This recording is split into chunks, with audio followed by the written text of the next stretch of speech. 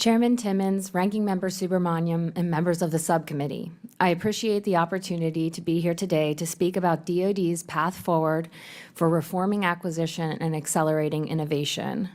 The Department of Defense is at a critical crossroads when it comes to procurement and innovation.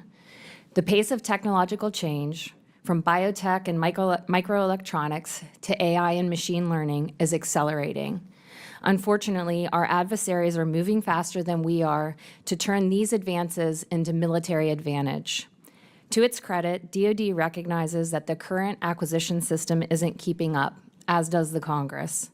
There have been reforms, things like new pathways, new offices like the Defense Innovation Unit, more flexible contracting options like OTAs, and even recent executive orders calling for the overhaul of acquisition and procurement at DoD. But despite these efforts, the system remains too slow, too rigid, and too costly. This morning, we released our 23rd annual assessment of weapons programs. DoD plans to spend at least $2.4 trillion on its weapons portfolio. Yet it now takes nearly 12 years on average to deliver capability to the warfighter. That's a year and a half longer than just last year. Why is this happening? A big part of the problem is that DoD is still operating with an outdated linear acquisition model. This model locks in cost, schedule, and performance requirements before the program even begins real design and testing. As a result, programs take a long time and are often delivering on outdated needs with outdated technology.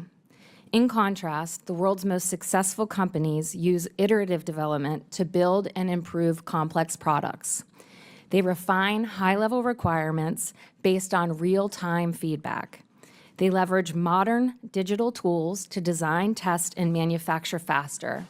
And they deliver value early, and then they keep evolving their products over time to keep adding value. DoD's adaptive acquisition framework was meant to bring more flexibility and speed to the process. But while it's helped some programs get off the ground more quickly, we're not seeing them finish any faster. Take the middle tier pathway. It's designed for programs that can deliver capabilities within 2 to 5 years. Yet many programs are taking that long to just prototype, and then at least 5 more years to provide any real capability. Bottom line, programs aren't using the framework to achieve the efficiencies the department intended for it to. As a result, the warfighter is still left waiting more than a decade for capability. We've found that many programs aren't using iterative development, and that's a missed opportunity. Getting the benefits of iterative development requires planning for it from the start, setting up programs to test, learn, and adjust early and often based on feedback. It also means adopting modern digital tools and building an innovation pipeline that continually feeds new technologies into development. But innovation can't happen without strategy. DoD's science and technology planning still lacks clarity. It doesn't define the right mix of incremental versus disruptive innovation or assess whether they're achieving the mix. Leading companies do this as a matter of course.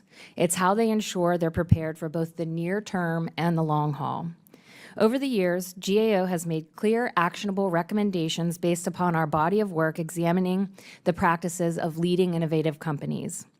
In line with these practices, we've urged DoD to update its policies to support iterative development, define and track innovation investments, and create a more agile S&T management framework.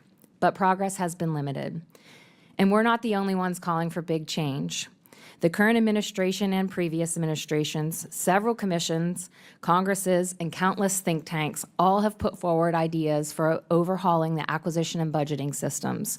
There's near universal agreement that the status quo is not working. But DoD can't keep applying workarounds to a broken system. The threat environment is evolving too quickly for that. What's needed is full-scale shift toward an acquisition model built for speed, flexibility, and innovation. GAO's work, alongside our many open recommendations, offers a roadmap for getting there. We believe that adopting proven commercial practices can provide the strategic foundation for DoD that it needs to meet the moment. Chairman Timmons, Ranking Member Subramaniam, and members of the subcommittee, this concludes my opening statement. I'm happy to take any questions you have.